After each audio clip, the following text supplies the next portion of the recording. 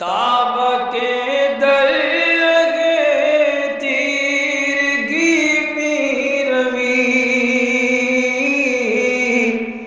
بہر توبہ درائے شباب غوی بشنو از گوش دل مثنوی معنوی در رہے صدق برتا مسمم شوی بشنو از گوش دل مثنوی معنوی در رہے صدق برتا مسمم شوی۔ بسم اللہ الرحمن الرحیم، الحمدللہ رب العالمین، والصلاة والسلام علی سیدنا مولانا محمد سید الاولین والآخرین وعلی آلہ واصحابہ اجمعین، اما بعد۔ گزشتہ ہم کو ظاہر اور باطن کے درمیان جو فرق ہے اس کو سمجھایا جا رہا تھا، اور یہ کہا جا رہا تھا کہ باطن ہی اصل ہے، ظاہر کی اصلیت نہیں ہے، ظاہر مقصود نہیں ہے، ظاہر آپ کا گول نہیں ہے، بلکہ ظاہر صرف ذریعہ ہوتا ہے، باطن کو پہچاننے کے لیے ظاہر ہوتا ہے۔ اس کو سمجھانے کے لیے کافی ساری مثالیں گزشتہ دی گئی، اور یہ بتایا گیا کہ ایک چیز ہوتی ہے مقصود اور ایک چیز ہوتی ہے غیر مقصود۔ مقصود وہ جو آپ حاصل کرنا چاہتے ہیں، غیر مقصود وہ کہ جو حاصل کرنا آپ کا مقصد نہیں ہے، لیکن وہ حاصل کرنا یا وہ اختیار کرنا اس لیے ضروری ہے کہ اس سے دوسری چیز حاصل ہوتی ہے۔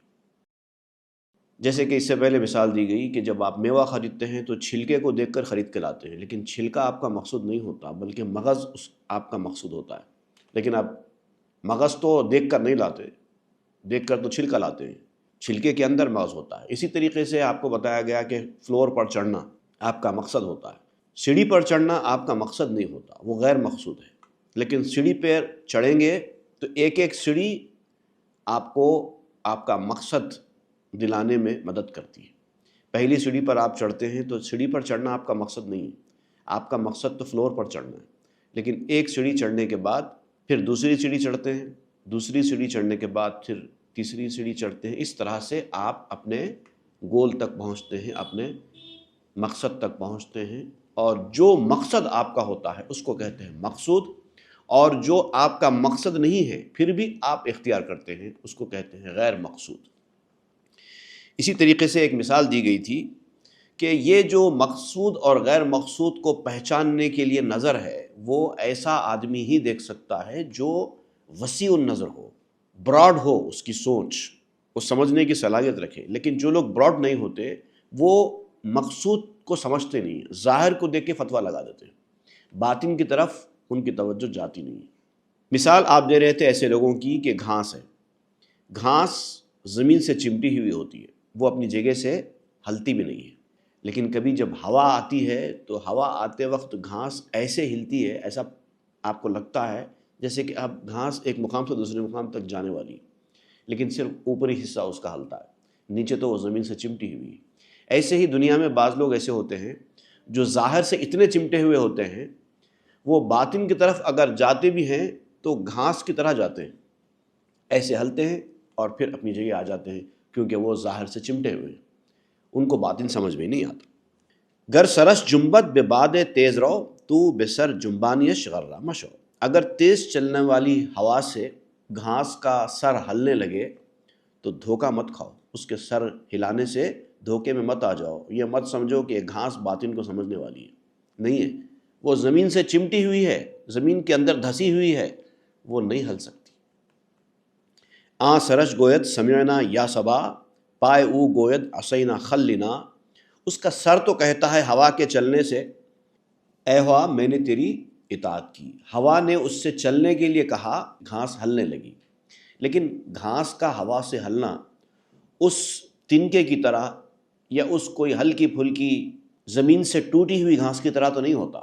جب ہوا چلتی ہے تو جو گھاس زمین سے ٹوٹی ہوئی ہوتی ہے وہ اپنی جگہ بدل دیتی ہے، لیکن جو گھاس زمین سے چمٹی ہوئی ہوتی ہے وہ ہلتی تو زور سے ہے لیکن اپنی جگہ سے ہلتی نہیں ہے۔ تو اس کا سر کہتا ہے ہوا سے کہ اے ہوا، میں نے تیری اطاعت گزاری کی، تو نے مجھے ہلنے کے لیے کہا، میں ہل گئی، لیکن یہ اس کی اطاعت گزاری صرف اوپر ہی ہے۔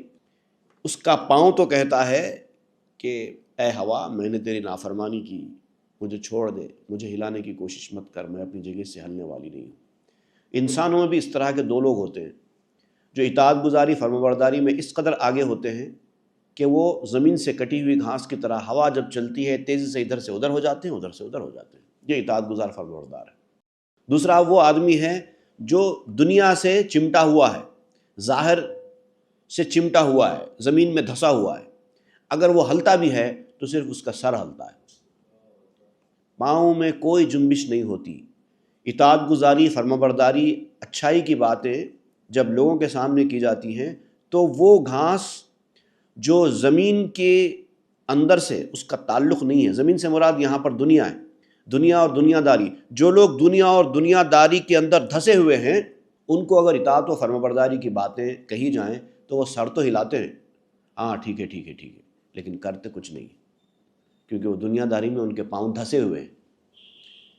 پہلے تو وہ سنتے نہیں، اور اگر سنتے بھی ہیں تو صرف سنتے ہیں، ایک کان سے سنتے ہیں اور دوسرے کان سے نکال دیتے ہیں۔ کچھ تو ایسے بھی ہوتے ہیں جو ایک کان سے سنتے ہیں اسی کان سے نکال دیتے ہیں، کیونکہ ان کے پاؤں زمین میں دھسے ہوئے ہیں۔ دنیا دار آدمی کے پاؤں دنیا داری کی زمین میں دھسا ہوا ہوتا ہے، اگر اس کو اچھی بات کہی بھی جائے تو وہ گھاس کی طرح ہے، صرف اوپر سے ہلتا ہے، نیچے سے تو زمین کے اندر دھسا ہوا ہے۔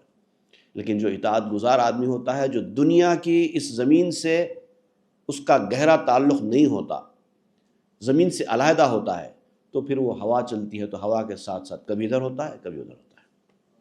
چوں ندارت سیر می رانت چو عام، بر توکل می نہت چوں کور گام۔ ایسے لوگ جو دنیا دار ہوتے ہیں وہ یا تو پوری طریقے سے یہ سمجھتے ہیں کہ انسان کو وہی ملتا ہے جو محنت کرتا ہے، اللہ تعالیٰ کی توفیق و عطا سے کچھ ملنے والا نہیں ہے، جو محنت کریں گے وہ ملے گا۔ اور کچھ لوگ ایسے ہیں جو اللہ تعالیٰ پر اتنا زیادہ توکل کرتے ہیں، اس کو توکل کہتے بھی نہیں ہیں، کہ محنت ہی نہیں کرتے، اور بالکل کہتے ہیں کہ آج جو ہونا ہے ہوگا، قسمت میں جو ہے وہ ہوگا، اب ہم کیوں محنت کریں۔ یہ دونوں بھی غلط ہیں۔ بر توکل تاچ آیت در نبرد چو توکل کردنے اصحاب نرد۔ اگر آپ کو ایسا جھوٹا توکل کرنا ہے تو جنگ کے میدان میں کیوں نہیں کرتے؟ جنگ کے میدان میں جب دشمن کے ساتھ آپ کی لڑائی ہو رہی ہوتی ہے، تلواروں اور نیزوں کا معاملہ چل رہا ہوتا ہے، اس وقت آپ جنگ کے میدان میں جا کر لیٹ جاؤ، کہو اللہ تعالیٰ پر توکل ہے، زندگی ہے تو رہوں گا، نہیں تو کچھ نہیں۔ کیوں نہیں کرتے؟ چو توکل کردنے اصحاب نرد، نرد والے لوگ، ڈائس پلیئرز، یہ لوگ جب ڈائس چلتے ہیں تو توکل کیوں نہیں کرتے؟ ڈائس کے اوپر بھروسہ کیوں نہیں ہوتا ان کو جو چاہیے وہ کیوں نہیں پڑتا؟ نہیں پڑتا۔ ان کا توکل کرنا جس طرح سے بودا ہے، فضول ہے، ویسے ہی عمل ترک کر کے اللہ پہ بھروسہ کرنے کی بات کرنا بھی فضول ہے۔ وہاں نظر ہائے کہ آں افسردہ نیست، جز روندہ جز درندہ پردہ نیست۔ اس کو کہتے ہیں نظر کا ٹھٹرنا، اور جن کی نگاہیں ٹھٹری ہوئی نہیں ہیں، ایسے لوگ بھی ہیں، ایسے اللہ کے بندے بھی ہیں جن کی نگاہیں ٹھٹری ہوئی نہیں ہیں، وہ بہت آگے تک ان کی نظر چلی جاتی ہے، وہ پردہ چاک کر کے آسمانوں کے آگے نکل جاتی ہے، ایسے لوگ بھی ہیں۔ اونچے در 10 سال خواہد آمدن، ای زماں بینت بے چشم خویشتن۔ کبھی ایسا بھی ہوتا ہے کہ 10 سال کے بعد کیا ہونے والا ہے، ایسے لوگ آج کی تاریخ میں بول دیتے ہیں، کیونکہ وہ 10 سال کے بعد کی چیز کو آج اپنی آنکھوں سے دیکھ رہے ہوتے ہیں۔ یہ اس لیے ہوتا ہے کہ ان کی نظر ٹھٹری ہوئی نہیں ہے، وہ زمین سے دنیا دار کی طرح جڑے ہوئے نہیں ہیں۔ جب تک دنیا داری کے ساتھ آپ جڑے ہوئے رہیں گے، آپ کے پاؤں دنیا داری میں دھسے ہوئے رہیں گے، آپ اپنی جگہ سے ہل بھی نہیں سکتے۔ جگہ سے ہلنے کے لیے، ہوا کی اطاعت گزاری فرمانبرداری کرنے کے لیے زمین سے اپنے پاؤں باہر کرنے ہوں گے۔ ہم چنی ہر کس بے انداز نظر، غیب و مستقبل بے بینت خیر و شر۔ یہاں پر ایک بہت بڑی کام کی بات بتا رہے ہیں اور سمجھا رہے ہیں کہ بعض اللہ کے نیک بندوں کو مستقبل کی خبر ہو جاتی ہے، غیب کی باتیں بتاتے ہیں، تو یہ مت سمجھو کہ ساری غیب کے باتوں کی ان کو خبر ہوتی ہے، یا ہر بات مستقبل کے ہونے والی وہ جانتے ہیں، نہیں، یہ ہے کس کا باطنی حال کیسا ہے، اس کے حساب سے ان کو چیزیں معلوم ہوتی ہیں۔ ہر آدمی، ہر اللہ کا ولی بھی اپنے اسپریچول ڈومین میں ایک جیسا نہیں ہوتا، کوئی اسپریچولی بہت زیادہ اسٹرانگ ہوتا ہے، کوئی ذرا کم ہوتا ہے۔ تو جس کا جیسا حال ہے، جس کا جیسا موقف ہے، جس کی جتنی پہنچ ہے، وہ اس کے مطابق بتاتا ہے۔ چونکہ سدے پیشو سدے پس نماند، شد گزارا چشم و لوح غیب خواند۔ انسان کی نظر کے سامنے آڑ ہوتی ہے، اس لیے وہ پیچھے کی چیز نہیں دیکھ سکتا۔ ایک آپ کی آنکھوں کے سامنے کوئی چیز لا کے رکھی جائے، اگر اس کے بیچ میں آڑ آ جائے گی تو ظاہر بات ہے آپ پیچھے کی چیز نہیں دیکھ سکتے۔ تو یہ اس لیے دیکھ پا رہے ہیں کہ ان لوگوں نے وہ آڑ کو رستے سے ہٹا دیا ہے، آنکھوں کے سامنے سے ہٹا دیا ہے۔ جب تک وہ آڑ کو اپنی آنکھوں کے سامنے رکھیں گے، اور وہ آڑ کیا چیز ہے؟ وہ آڑ ہے گندگیاں، دل کی گندگیاں۔ اس سے پہلے کئی بار یہ بات بتایا گیا ہے کہ انسان کا دل ایک آئینے کی طرح ہے، جتنا اس کو صاف شفاف رکھو گے اتنا اچھا دکھائی دے گا۔ اب یا تو آئینہ کہیے یا پھر شیشہ کہیے۔ اب فرق صرف اتنا ہے، آئینہ ریفلیکشن کرتا ہے، شیشہ ریفریکشن کرتا ہے۔ شیشہ آر پار کی چیز دکھاتا ہے، آئینہ پیچھے کی چیز دکھاتا ہے، لیکن دونوں بھی دکھانے والے ہیں، مگر شرط یہ ہے کہ آئینہ ہو کہ شیشہ ہو، صاف شفاف کرسٹل کلیئر ہونا چاہیے۔ جتنا آئینہ صاف ہوگا اتنا اچھا دکھائی دے گا۔ بعض شیشے تو اتنے صاف ہوتے ہیں کہ آپ کو پتہ بھی نہیں چلتا کہ بیچ میں شیشہ ہے، ہاتھ لگانے کے بعد ہی پتہ چلتا ہے کہ ارے یہاں تو شیشہ بھی ہے، پتہ ہی نہیں چلتا بیچ میں شیشہ ہے، اتنا کرسٹل کلیئر اور صاف ہوتے ہیں بعض۔ تو یہ بھی انسان کے دل کا معاملہ بھی ہے، جب تک دنیاوی گندگیاں اس کے اوپر رہیں گی تب تک شیشہ صاف نہیں دکھائی دے گا۔ بعض لوگوں کے شیشے تو اس قدر گندے ہو جاتے ہیں کہ ان کو کچھ بھی دکھائی نہیں دیتا ادھر کا۔ چو نظر پس کرد تا بدوے وجود، آخر و آغاز ہستی رو نمود۔ اب ایسے کرسٹل کلیئر آئینہ کی طرح دل رکھنے والے اللہ کے نیک بندے موجود ہیں کہ جب وہ پیچھے کی طرف نظر کرتے ہیں، یعنی آئینے میں دیکھتے ہیں، جب ان کو پیچھا دکھائی دیتا ہے تو کئی 100 سال پہلے کی باتیں بتانے لگتے ہیں، اور ان کا شیشہ اگر کرسٹل کلیئر ہوگا، وہ سامنے کی طرف دیکھیں گے تو کئی 100 سال بعد کی باتیں بنانے لگتے ہیں۔ بحث املاک و زمیں با کبریا، در خلیفہ کردن بابا ماں۔ اب اگر ایسے لوگ آسمان کے قدیم ہونے کے بارے میں بات کریں تو تعجب مت کرو، اس سے پہلے اس کا تذکرہ نکل چکا ہے آسمان کے قدیم ہونے کے بارے میں۔ تعجب مت کرو کہ بھئی آپ تو آسمان کے پیدا ہونے کے بعد پیدا ہوئے، پھر آپ کیسے کہہ سکتے ہیں آسمان کب بنا؟ تو ان کے بارے میں اس غلط فہمی کا شکار مت ہو۔ حالانکہ وہ آسمان کے بہت بعد پیدا ہوئے ہیں، لیکن آسمان کے پیدا ہونے سے پہلے کی خبر بھی ان کو ہو سکتی ہے۔ اب یہ ڈیپینڈ کرتا ہے کہ ان کا دل کتنا صاف ہے۔ اللہ تعالیٰ نے کائنات کی تخلیق کی تو اس کے بعد کیا کیا ہوا وہ سب بتا سکتے ہیں، ایسے لوگ بھی ہیں۔ زمین کب پیدا ہوئی، کیا کیا ہوا تھا، وہ بھی بتا سکتے ہیں۔ اور ابا جان کو اللہ تعالیٰ خلیفہ بنانے میں کیا کیا کرتا رہا وہ بھی بتا سکتے ہیں۔ حالانکہ اس وقت تو ان کا وجود کہاں تھا؟ آدم علیہ السلام، ابا جان سے مراد آدم علیہ السلام ہے۔ آدم علیہ السلام کی پیدائش کی بات بھی بتا سکتے ہیں، جبکہ جب آدم علیہ السلام پیدا ہوئے تو یہ کہاں تھے؟ یہ ڈیپینڈ کرتا ہے آدمی کی دل کی صفائی کے اوپر۔ چو نظر درپیش افغن دو بدید، اونچ خواہد بود تا محشر پدید۔ جب انہوں نے نظر ڈالی ایک مقام کے اوپر تو وہ ان کو دکھائی دیا۔ اب رہا یہ سوال کہ ہر چیز ان کو کیوں دکھائی نہیں دیتی؟ جب اتنا جانتے ہیں کہ 100 سال پہلے کی بات بتائیں یا 100 سال بعد کی بتائیں تو پھر ہر بات کیوں نہیں بتاتے؟ تو دیکھیے اس میں ایک بہت خاص بات یاد رکھیے، انسان کو وہی کچھ دکھائی دیتا ہے جس پر اس کی نظر جاتی ہے۔ چیزیں تو بہت ہوتی ہیں سامنے، ہر چیز آدمی نہیں دیکھتا، جہاں وہ دیکھتا ہے وہی دکھائی دیتی ہے۔ اب یہاں پر میں آپ سب کو بیٹھے ہوئے دیکھ رہا ہوں، بیک وقت مجھے سب دکھائی نہیں دیتے، جس کی طرف میں دیکھنا چاہوں وہ اس وقت مجھے دکھائی دیتا ہے، بعد میں پھر ادھر دیکھوں گا تو یہ دکھائی دیں گے، ادھر والے دکھائی نہیں دیں گے، حالانکہ سب میرے سامنے بیٹھے ہیں اور میں سب کو دیکھ سکتا ہوں، سب میرے سامنے بیٹھے ہیں اور میں سب کو دیکھ سکتا ہوں، لیکن میں جدھر دیکھنے کی نیت رکھ رہا ہوں، ارادہ رکھ رہا ہوں، وہی دیکھ پا رہا ہوں۔ ایسا بھی ہوتا ہے۔ پس ز پس می بیندو تا اصل اصل، پیش می بیند آیا تا روز فصل۔ جب وہ پیچھے کی جانب اصل کی اصل کو دیکھتا ہے، جب پیچھے کی جانب کی چیز وہ دیکھ لیتا ہے تو سامنے کی جانب کی چیز دیکھنا اس کے لیے کیا مشکل کام ہے۔ جب وہ بیک ہزاروں سال پہلے کی باتیں بتا سکتا ہے تو ہزاروں سال بعد کی بات بتانا اس کے لیے کیا مشکل ہے۔ جب وہ آدم علیہ السلام کی پیدائش کے معاملات دیکھ سکتا ہے یا جان سکتا ہے تو قیامت تک کے واقعات بولنے میں کیا مسئلہ ہے۔ یہاں پر اصل آپ مراد لے رہے ہیں حضور صلی اللہ علیہ وسلم کی طرف۔ ان سے زیادہ دل کا صاف کون ہے؟ جو آدم علیہ السلام کی پیدائش کو دیکھ لیتا ہے، وہ قیامت تک ہونے والی خبریں دے تو تعجب کی بات کیا ہے؟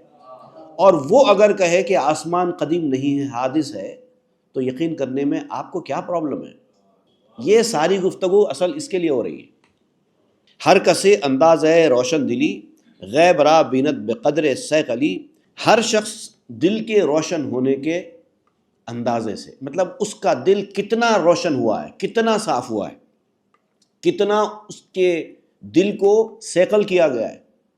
اب آئینہ بھی ہوتا ہے، اگر آئینے کے اوپر کبھی زنگ وغیرہ چڑھ جائے تو اس کو سیقل کرتے ہیں، وہ پھر سے اپنی اصلی حالت میں آ جاتا ہے، اور جتنا زیادہ اس کو سیقل کیا جائے گا اتنا اس کی دیکھنے کی صلاحیت بڑھ جاتی ہے، دکھانے کی صلاحیت بڑھ جاتی ہے۔ ویسے دل کا معاملہ بھی ہے۔ تو آپ نے اپنے دل کو سیقل کے مراحل سے گزارا کہ نہیں گزارا؟ اگر نہیں گزارا تو مطلب آپ کے دل کا آئینہ دکھانے کے قابل نہیں رہا۔ دل کو سیقل کراتے رہیے، کراتے رہیے، کراتے رہیے، اس کے بعد پھر ایسا مرحلہ آ جائے گا کہ آپ پھر دیکھ سکیں گے۔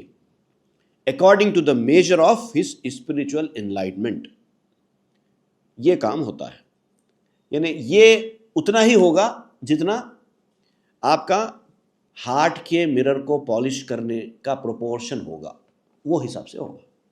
ہر کے سیقل بیش کرد او بیش دید، بیشتر آمد برو صورت پدید۔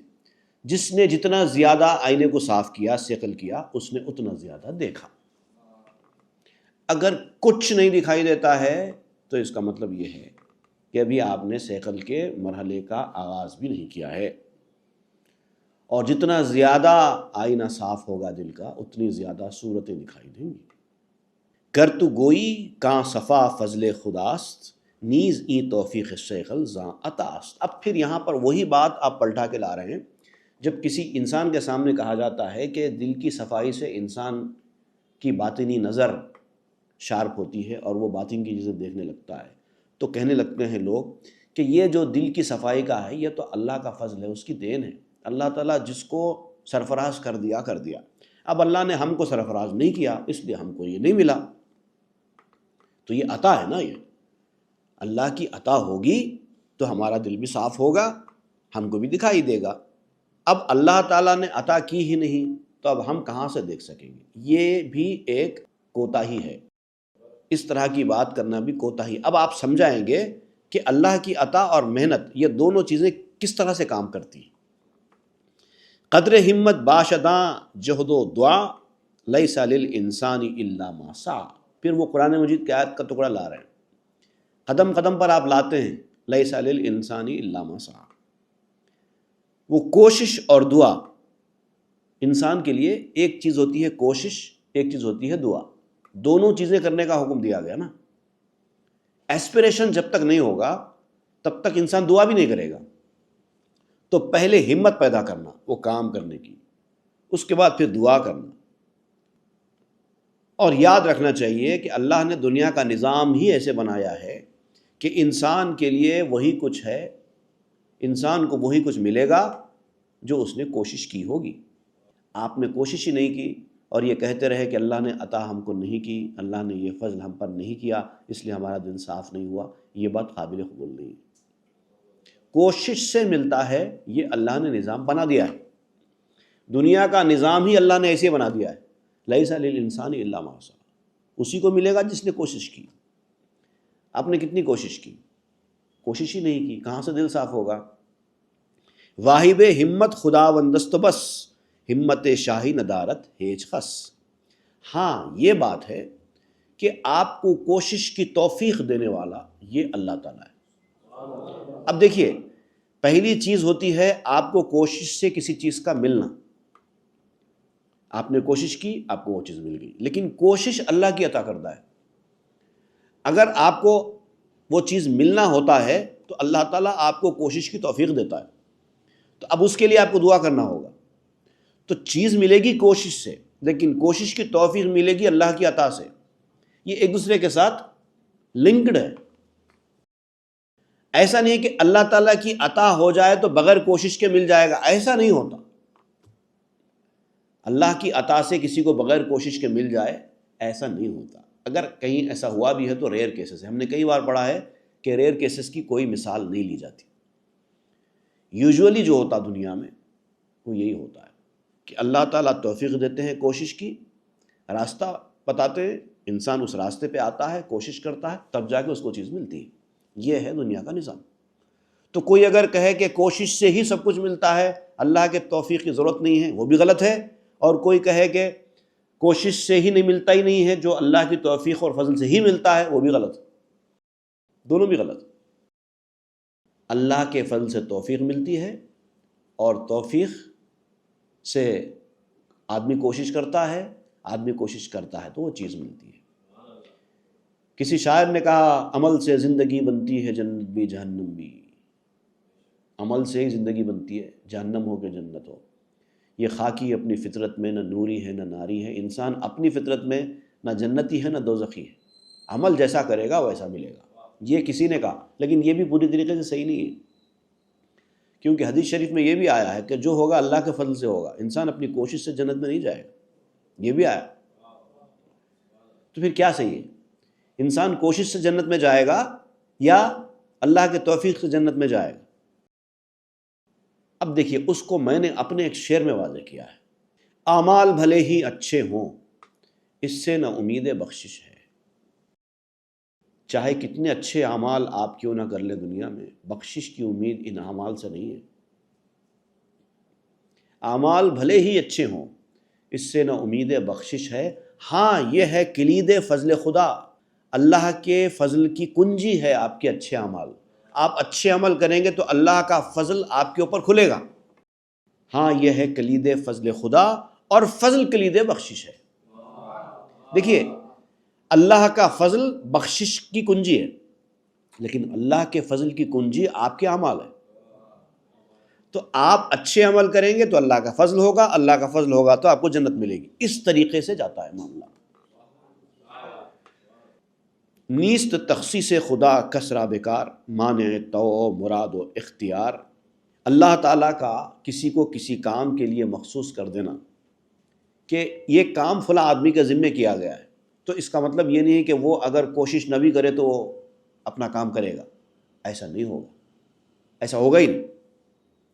کوئی آدمی اگر یہ سوچنے لگے کہ بھائی فلاں میں منصب پہ بیٹھا ہوں، اللہ نے مجھے اس منصب پہ بٹھا دیا ہے، اب ساری چیزیں میرے اندر خود بخود آ جائیں گی، مجھے کچھ کرنے کی ضرورت نہیں ہے، اگر ایسا سوچتا ہے تو بہت بڑی غلط فہمی کا شکار ہے۔ اللہ تعالیٰ دنیا میں محنت کے بغیر کسی کو کچھ دیتا ہی نہیں ہے۔ محنت کرنا، اسٹرگل کرنا، علم حاصل کرنا، مجاہدہ کرنا، اور جتنی چیزیں ریکوائرڈ ہیں وہ پوری کرنا ہوگا۔ لیک چو رنجے دہت بدبخت را، او بے گزرانت بے کفراں رخت را۔ اب یہاں پر ہوتا کیا ہے کہ انسانی مزاج بھی کچھ رول ادا کرتا ہے۔ ایک ہوتا ہے خوش نصیب انسان، ایک ہوتا ہے بد نصیب انسان۔ اب یہ دونوں میں فرق کیسے کریں؟ اللہ تعالیٰ زندگی میں کبھی کسی کو کچھ تکلیف دیتا ہے، اور ہر کسی کو دیتا ہے، کیونکہ دنیا ہے تو تکلیفوں کی جگہ، کبھی نہ کبھی کچھ نہ کچھ تکلیفیں تو ہوتی ہیں۔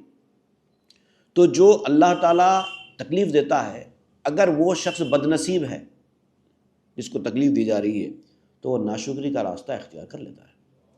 ہم کو کیوں یہ تکلیف، ہم کیوں پریشان اٹھائیں، دوسرے مزے میں، ہماری زندگی ایسی کیوں ہے، ہم اتنا سب کچھ کرتے رہے، اس کا کچھ پھل نہیں ملا ہم کو، دوسرے برائی کے راستے پر جا رہے ہیں مگر بڑے آرام سے ہیں، ہم حق کے راستے پر ہونے کے بعد ہمارے ساتھ ایسا ہو رہا ہے، یہ بدبختی کی نشانی ہے۔ اس کا مطلب یہ ہے کہ اس کا اچھا ہونے والا نہیں ہے۔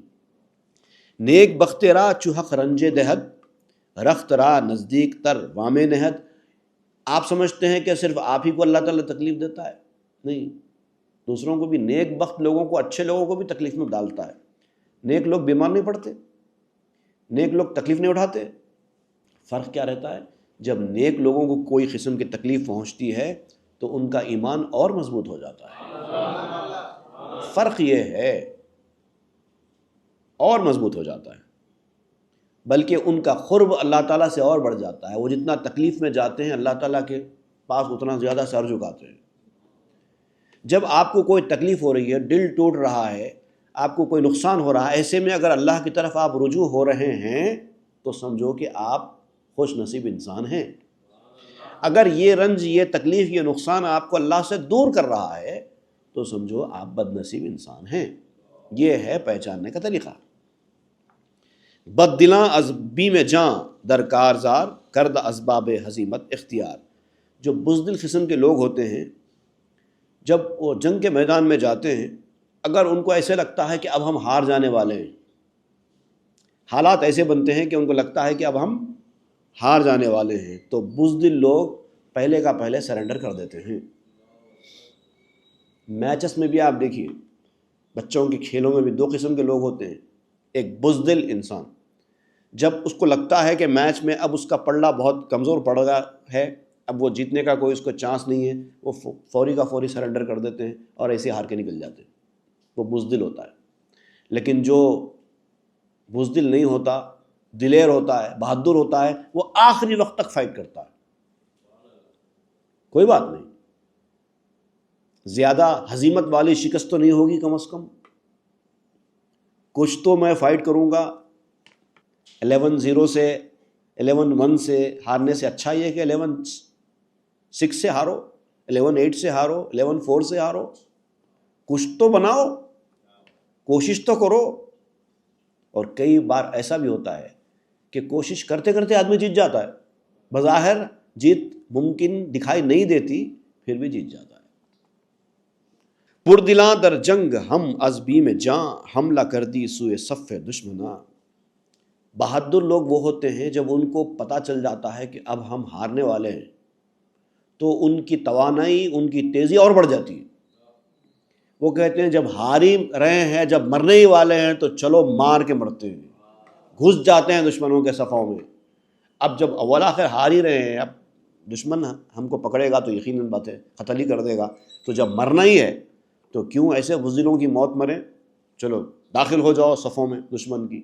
اور کبھی کبھار جب اس ہمت کے ساتھ وہ دشمن کی صفوں میں داخل ہو جاتا ہے تو یہ ہمت ہی اس کو جیتنے کا ذریعہ بن جاتی ہے۔ رستمارا ترس غم و پیش برد، ہم ز ترساں بد دل اندر خیش مرد۔ بہادر لوگ ایسے ہی ہوتے ہیں۔ یہ خوف، یہ غم، یہ ڈر، یہ شکست کھا جانے کا جو اندیشہ ہے ان کو اور بہادر بنا دیتا ہے۔ ہیرو اسی کو تو کہتے ہیں۔ ہیرو جو ہوتا ہے ایسے ہی ہوتا ہے، وہ آخری وقت تک ہمت نہیں ہارتا۔ اور بزدل وہ ہوتا ہے جو وقت سے پہلے، ہارنے سے پہلے خود ہار جاتا ہے، اس کی بزدلی اس کو ہرا دیتی ہے۔ کووڈ-19 کے ٹائم پہ آپ نے دیکھا ہوگا بہت سارے لوگ صرف خوف کی وجہ سے مرے۔ کووڈ نے ہر کسی کو نہیں مارا، کووڈ ہر کسی کے لیے موت کا ذریعہ نہیں بنا۔ کووڈ بہت لوگوں کو ہوا، دنیا کو ہلا کے رکھ دیا تھا نا اس نے، تو ہر کسی کو ہوا۔ لیکن جو بزدل تھا وہ سرنڈر ہو گیا اور ہار گیا، لیکن جس کے اندر طاقت آ گئی لڑنے کی وہ بچ کے نکل گیا۔ چوں مہک آمد بلا و بیم جاں، زاں پدید آمد شدہ از ہر جباں۔ مصیبت اور جان کا خوف جب کسی کے اوپر طاری ہوتا ہے، وہیں پتہ چلتا ہے کہ یہ بہادر ہے یا کمزور دل کا ہے۔ جو بہادر ہوتا ہے وہ مصیبت سے لڑتا ہے، فائٹ کرتا ہے، اور جو کمزور ہوتا ہے، جس کو جان کا خوف طاری ہوتا ہے، بزدل ہوتا ہے، وہ سرنڈر ہو جاتا ہے۔ وہاں پتہ چلتا ہے۔ حاصلاں کز وسوسہ ہر سو گسیخت، از قضا ہم در قضا باید گریخت۔ تو مختصر بات یہ ہے کہ شیطانی وسوسے سے جو باہر نکل جاتا ہے وہ ہر چیز سے الگ ہو جاتا ہے۔ شیطان اپنے وسوسوں کے ذریعے گھاس کو زمین سے چمٹا کر رکھتا ہے، لیکن جو اس سے الگ ہو گیا، جو دنیا داری سے الگ ہو گیا، دنیا میں ہے، زمین کے اوپر ہے لیکن زمین کے اندر دھسا ہوا نہیں ہے، ویسا ہونا چاہیے بندے کو۔ دنیا میں رہو، دنیا کے کام کرو، سب کرو، کسی کو پتہ نہ چلنے دو کہ آپ کا دنیا سے تعلق نہیں ہے۔ آپ کو دیکھ کر لوگ ایسے سمجھیں کہ آپ بھی ویسی دنیا داری والے ہیں۔ اس قدر زمین کے اوپر رہو۔ گھاس زمین کے اوپر ہے، دیکھنے والا سمجھ رہا ہے یہ بھی گھاس زمین سے چمٹی ہوئی ہے، نہیں، اٹھا کر دیکھو پتہ چلے گا۔ ویسے ہونا چاہیے۔ تو اللہ کی رضا پر اتنا کامل اعتقاد اور توکل رکھنا چاہیے کہ دنیا کی چیزوں پر آپ کی نظر ہی نہ رہے، اور یہ سمجھو کہ ظاہر ہے دنیا میں جو کچھ ہے سب ظاہر ہے، اس کا باطن صرف وہی ہے۔ ایک مرتبہ واقعہ ہے کہ حضرت عمر ایک مقام پر سفر کے لیے جا رہے تھے، کسی مقام پر کاروباری سفر کے لیے جا رہے تھے۔ سفر کے لیے نکلے اور راستے میں کسی نے اطلاع دی کہ جس مقام پر آپ جا رہے ہیں وہاں پر طاعون پھوٹ پڑا ہے، پلیگ کی بیماری پھوٹ پڑی ہے۔ ظاہر بات ہے یہ بھی جو ہے ایک ایپیڈیمک ہے، تو ایک سے دوسرے کو پھیلتی ہے۔ تو حضرت عمر نے جانے کا ارادہ کینسل کر دیا، واپس آ گئے۔ تو لوگوں نے پوچھا کہ آپ نے ارادہ کینسل کیوں کیا؟ کہ اللہ پہ آپ کو بھروسہ نہیں ہے؟ قضاء الہی پر آپ کو بھروسہ نہیں ہے؟ کیا آپ ڈر کے آ گئے؟ وہاں طاعون پھوٹ پڑا ہے، نہیں جانا چاہیے ورنہ ہم کو بھی لگ جائے گا۔ تو کیا طاعون کے اندر یہ صلاحیت ہے کہ آپ کو لگ جائے اللہ کی مرضی کے بغیر، قضاء الہی کے بغیر؟ آپ کیسے لوٹ کر آ گئے؟ تو حضرت عمر نے ان کو جواب دیا، ہم قضاء الہی سے لوٹ کر قضاء الہی کی طرف ہی آئے۔ مطلب اگر ہم کو آنا ہوگا تو یہاں پر بھی آئے گا۔ ایسا نہیں ہے کہ وہاں جائے گا تو ہی طاعون لپیٹے گا، یہاں رہیں گے تو نہیں لپیٹے گا، ایسا نہیں ہے۔ اسباب اختیار کرنے کا حکم ہے، حفاظتی تدابیر اختیار کرنے کا حکم ہے، اس لیے ہم کر رہے ہیں۔ ورنہ اگر اللہ چاہے تو یہاں پر بھی طاعون آئے گا، ہم کو لپٹے گا۔ اگر اللہ چاہے گا تو ہم کو یہاں پر بھی آئے گا۔ تو ایسا نہیں ہے کہ ہم اللہ کی تقدیر سے بھاگ رہے ہیں، اللہ کی تقدیر سے بھاگ کر اللہ کی تقدیر میں ہی آ رہے ہیں، یہ سمجھنا چاہیے۔ اور ایمان جب مضبوط ہوتا ہے، توکل کی اصلیت جب سامنے آتی ہے تو یہ بات سمجھ میں آتی ہے۔ اب اس کے بعد مولانا روم بیان کریں گے پھر موسیٰ علیہ السلام کا ایک واقعہ کہ جس میں موسیٰ علیہ السلام کو اللہ تعالیٰ نے وحی کی کہ اے موسیٰ، دنیا میں جو کچھ میں نے پیدا کیا ہے اب تک، سب سے زیادہ میں تجھے پسند کرتا ہوں۔ اس میں جتنی مخلوق کو، جتنی چیزیں دنیا میں نے پیدا کی ہیں، اس میں اب تک سب سے زیادہ میں تجھے دوست رکھتا ہوں، تجھ سے محبت کرتا ہوں۔ موسیٰ علیہ السلام سے کہا اللہ تعالیٰ۔ تو موسیٰ علیہ السلام نے دریافت کیا، پروردگار کیا وجہ ہے، اس کی وجہ کیا ہے؟ تو اس کا جواب اب اللہ تعالیٰ موسیٰ علیہ السلام کو دے گا، وہ انشاءاللہ ہم آئندہ کے درس میں پڑھیں گے۔ صلی اللہ تعالیٰ علی خیر خلق سیدنا محمد وآلہ وصحبہ اجمعین والحمد للہ رب العالمین۔ تاب کے در لگے تیرگی میں روی، بہر توبہ درائے شباب غوی، بشنو از گوش دل مثنبی معنوی، در رہے صدق برتا مسمم شبی، بشنو از گوش دل مثنبی معنوی، در رہے صدق برتا مسمم شبی۔